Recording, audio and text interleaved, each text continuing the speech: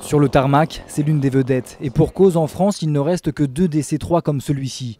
Un appareil historique qui porte encore sur la carlingue les traces des combats. Cet avion a été mitraillé le 6 juin 1944 aux environs de Sainte-Mère-Église, où il est venu ravitailler, en tirant un planeur, ravitailler les militaires américains, et il a été mitraillé. Ça a été l'avion de l'espoir. Réquisitionné durant le pont aérien de Berlin en 1948, le DC-3 termine sa carrière comme transporteur de fret, notamment chez Transvalère où travaille Yves Tarliel.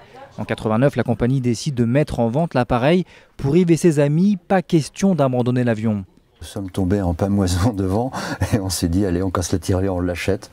Et de là, on ne savait pas très bien où on allait parce que c'est quand même une machine importante à gérer. Alors on a appelé tous les copains, quoi. Et parmi les copains, Gérard Sauce, ancien mécano, membre de l'association France DC-3. Je me revois encore à l'époque où ces avions partaient le soir en courrier pour emmener les colis, le courrier, assurer la poste. Et pour moi, c'est merveilleux, c'est une continuité. L'équipage raconte aujourd'hui la saga du DC-3 de meeting en meeting pour entretenir la mémoire.